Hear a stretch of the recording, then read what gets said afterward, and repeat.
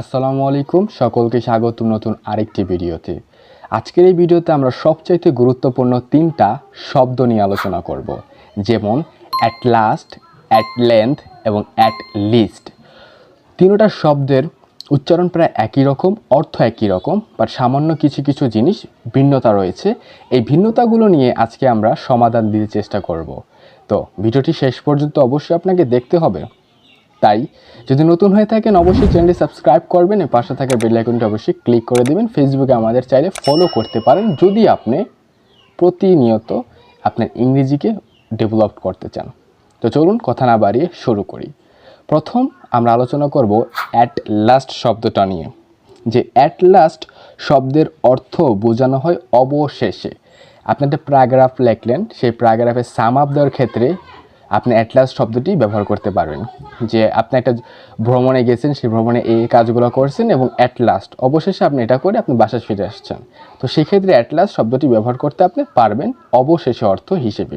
যেমন at last I have found my shoes, যে অবশেষে আমি আমার জুতা খুঁজে পেয়েছি। যে আপনি আপনার জুতা অনেক দিন ধরে খুঁজে পান না বা অনেকক্ষণ ধরে খুঁজে পান না, আপনি বিভিন্ন জায়গায় আপনার জুতা খুঁজেছেন এবং অবশেষে আপনি আপনার জুতা খুঁজে পেয়ে গিয়েছেন। অর্থাৎ অবশেষে অর্থ প্রকাশ করতে আপনি অ্যাট লাস্ট শব্দটি ব্যবহার করতে পারবেন। 2 নাম্বার যে ব্যবহারটি হলো আমাদের অ্যাট লেন্থ।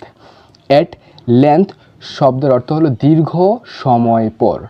দীর্ঘ সময় পর কোনো কিছু হয়েছে বা কোনো কিছু হয়েছে এরকম অর্থ প্রকাশ করতে ইংরেজি শব্দ অ্যাট লেন্থ আপনি ব্যবহার করতে পারবেন।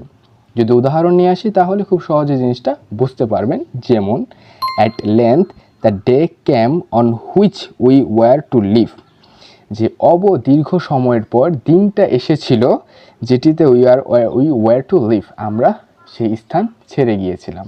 যে আপনি একটা কোথাও যাওয়ার জন্য আপনি চেষ্টা করতেছেন, যে কোথাও ঘুরতে যাবেন কিন্তু সময় পাচ্ছেন না। দীর্ঘ সময়ের পর অর্থাৎ দীর্ঘ সময় অপেক্ষা করার পরে আপনি সেই সময়টা আপনি পেয়েছেন এবং আপনি আপনার যাত্রা শুরু করে দিয়েছেন। অর্থাৎ কোনো একটা বিষয়ের জন্য আপনি অপেক্ষা করছেন, কোনো একটা সময়ের জন্য আপনি অপেক্ষা করছেন, দীর্ঘ সময় পর আপনি সেটা পেয়েছেন, সেই জন্য আপনি কাজ শুরু করে দিয়েছেন। অর্থাৎ দীর্ঘ সময়ের পর অর্থ প্রকাশ করতে আপনি অ্যাট লেন্থ শব্দটি ব্যবহার করতে পারবেন। তাহলে আমাদের বাকি রইল সর্বশেষ শব্দ অ্যাট লাস্ট। অ্যাট লাস্ট শব্দের অর্থ বোঝানো হয়ে থাকে, দুঃখিত, আমাদের সর্বশেষ যে শব্দটি রয়েছে সেটা হলো অ্যাট লিস্ট। অ্যাট লিস্ট শব্দের অর্থ প্রকাশ করে থাকে অন্তত।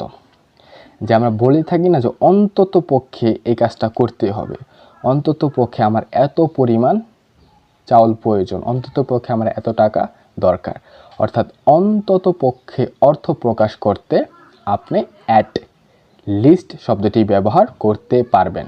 যেমন at least 150 people were killed in the earthquake, অন্তত পক্ষে ভূমিকম্পে 150 জন মানুষ মারা গিয়েছিল। যে এটা একটা ভূমিকম্প হয়েছে কোথাও, ওই ভূমিকম্পে কমপক্ষে 150 জন মানুষ মারা গিয়েছে। যে আনুমানিক কমপক্ষে মানে 150 জন কমপক্ষে মারা গিয়েছে, তার অধিক হবে কিন্তু তার থেকে কম হবে না।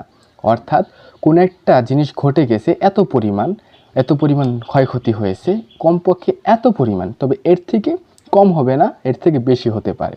অর্থাৎ কোনো একটা বিষয় কমপক্ষে বোঝাতে আপনি অন্তত পক্ষে বোঝাতে আপনি অ্যাট লিস্ট শব্দটি ব্যবহার করতে পারবেন। তো আজকে আমরা শিখলাম অ্যাট লাস্ট, অ্যাট লেন্থ এবং অ্যাট লিস্ট শব্দ তিনটি আপনার কাছে কতটাই পরিচিত ছিল, আগে কি এদের ব্যবহার জানতেন কিনা সেটা অবশ্যই কমেন্টে জানিয়ে দিতে পারেন। দেখা হচ্ছে পরবর্তী ভিডিওতে। ভালো থাকুন সকলেই। আসসালামু আলাইকুম।